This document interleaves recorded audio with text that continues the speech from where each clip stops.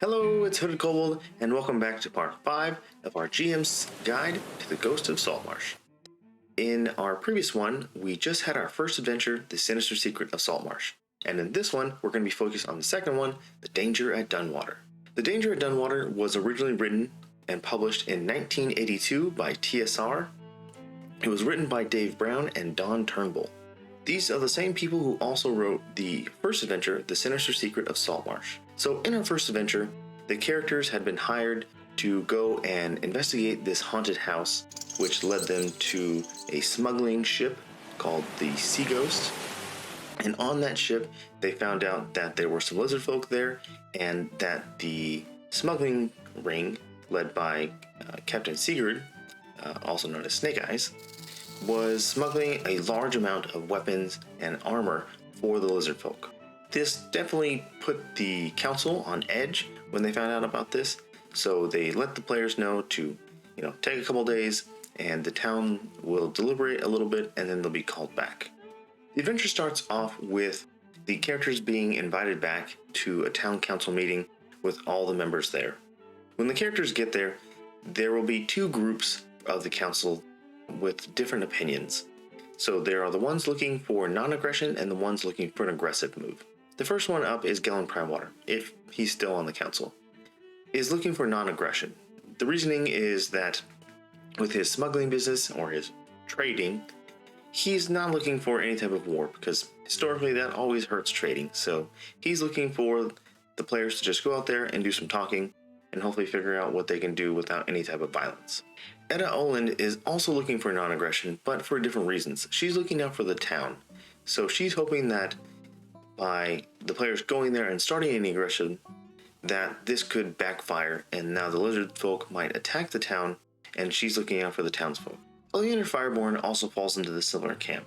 He is looking out for the town and he doesn't want anything bad to fall upon it because of their actions, so he's kind of promoting caution. The ones looking for aggression are Ministred Copperlocks and Anders Solmore. The reasoning is, Ministred is hoping that they can kind of stick it to the lizard folks. Being that she's a dwarf, she just has that kind of natural dislike or hatred for lizard folk, and is hoping that they can kind of take one to them. Anders, on the other hand, is being fed information from Scarin, or the Scarlet Brotherhood. They're hoping that they can cause more chaos.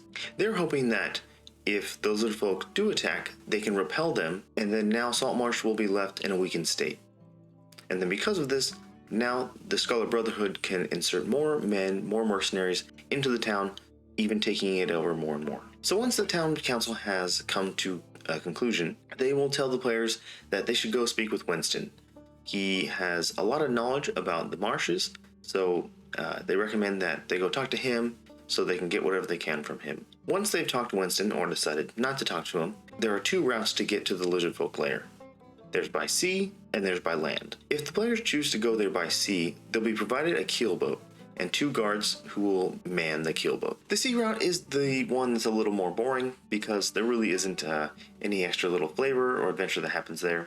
The boat can just kind of go there, and then using their map, they can kind of decide how they want to enter the lair. If the players choose to go by land though, there's a fun little adventure where these bullywugs are going to have a competition to see if they can best the players. So the King Bullywug and another bullywug named Arrg decide that they are going to have a competition. So they have this boastful fight where they come out and challenge the players to prove which one is better. So there's just a fun little fight there. Another positive about going by land is once the players hopefully defeat the bullywugs, there is an excellent item there, the Helm of Underwater Action, which will definitely be useful later on. The lair is very large. It's roughly 70 squares by 35 squares. Also, there are about 150 inhabitants in the lair. From here, the adventure can greatly change, so it really depends on how the players decided they wanted to do this adventure. So there's one where they might decide they want to try to secretly infiltrate this base, which I recommend provide the map, because the map will be very useful for them trying to scout around and avoid patrols and do fun things like that. They might also go there just to fight them, which Once they get there, they'll notice that that's probably not a very good idea, but then definitely provide the map. Now, if the players decide to go there because they want to talk, I actually really recommend not providing the map. So I'm going to make a map and I'm going to colorize it and provide it, and I'll have a link for it in the description below. But the thing is, there's a subconscious thing that happens when you put a battle map down. You kind of tell your players that this is going to be a combat encounter and just get ready to fight.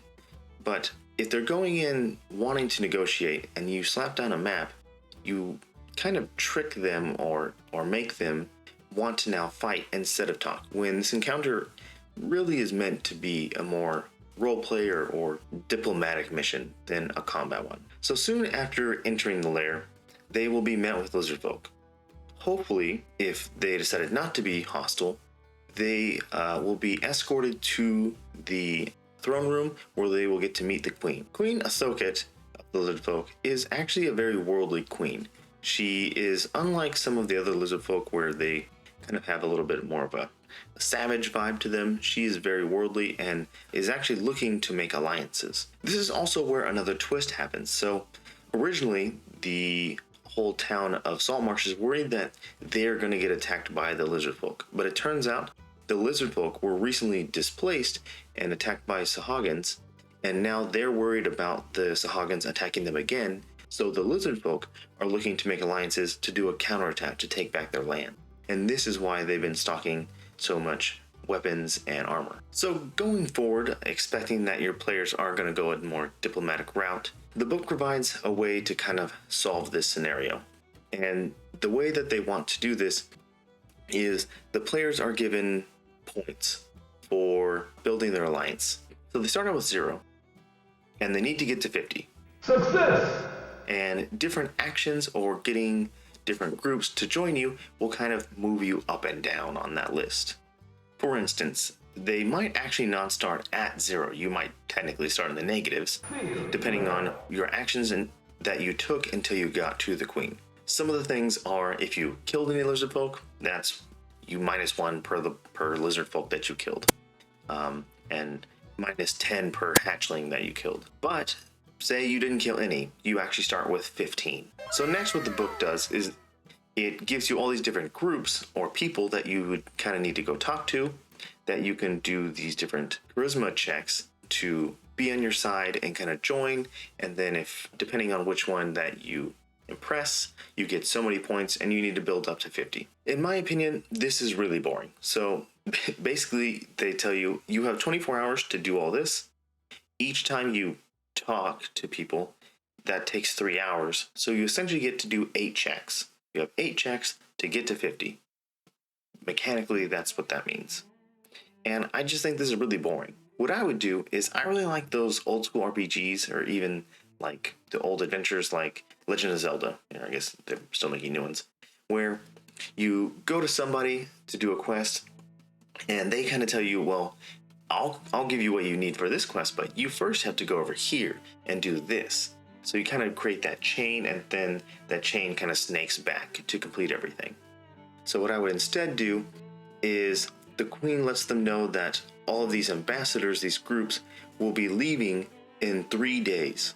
So the group now has 3 days to complete all these trials. So the first thing we're going to do is take the first 2 groups and combine them. So now we have 6 different groups we're going to be trying to attract. So the first one is the lizardfolk commoners. These are the people that are just non-combative and they kind of take care of the hatchery, etc. So for the lizardfolk commoners, we're going to do the trial of negotiation. What I've done is I've moved from room 22, the giant lizards, and I've moved them into the temple. So now they reside in the temple instead of that swampy area. And in the swampy area, now this is where the black dragon lives, the young black dragon. This black dragon kind of hides and also kind of protects the lair, but demands tribute. And unfortunately for the lizard folk, because they have recently been displaced, they don't have anything of real value. So what the black dragon has requested instead is hatchlings, or just lizard folk eggs. So the commoners request that the heroes, the adventurers, go and talk to the black dragon and get him to give back the eggs. So They could trade magic items, they could trade promises, they could trade gold, etc. So somehow they have to make a negotiation where the Black Dragon will give back those eggs to the commoners. Next up is the lizard folk shaman. The shaman are the religious folk of the Lair. They follow the will of Semenya. This is the lizard folk god. Now they are kind of at odds with the current queen because they have a more traditional approach to things.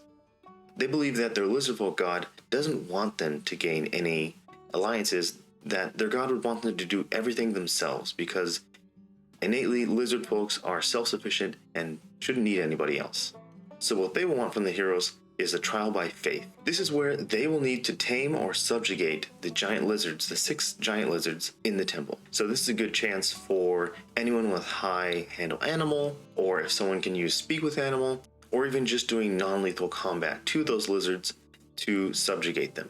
Doing so will prove that their god favorably looks upon this alliance and will garner the shaman's approval. Next up is the Locathas. They are fish people who have historically been subjugated. They have developed this odd, strange desire for etiquette. So their trial is trial by etiquette. I would make them do some type of ritualistic dance or tea party, something like that, where the players will have to do something that is extremely formal and do it in a correct manner so that they will garner the favor of the Locatha.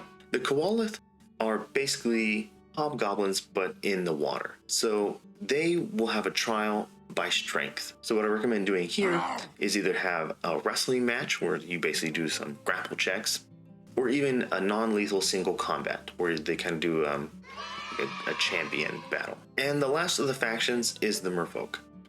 The merfolk would do a trial by speed.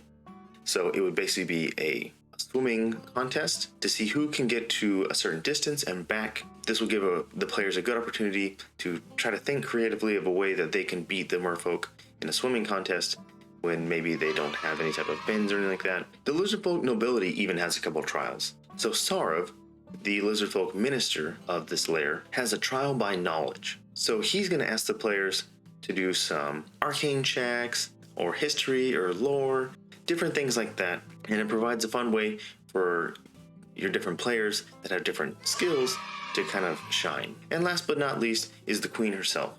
Her trial is the trial of bravery. There is a massive crocodile named Thousand Teeth that has been killing a lot of lizard folk that explore areas nearby in the marsh. Now, because crocodiles are worshipped, they actually can't kill them themselves. They actually need an outside entity or source to do it for them. So the queen, Thoket, would love to have Thousand Teeth's head mounted on her wall with the rest of her mounted heads, but can't actually have any of her men go and do it. So she's going to request that they do it, and then once they kill Thousand Teeth, they can bring it back, and that would garner her favor. So once your players have gained 50 points, you can have some type of scout or something like that come let them know that because of all the different factions and groups have come together, that an alliance has been formed, and that they will be gathering again to do an assault on the Sahagins at a later date.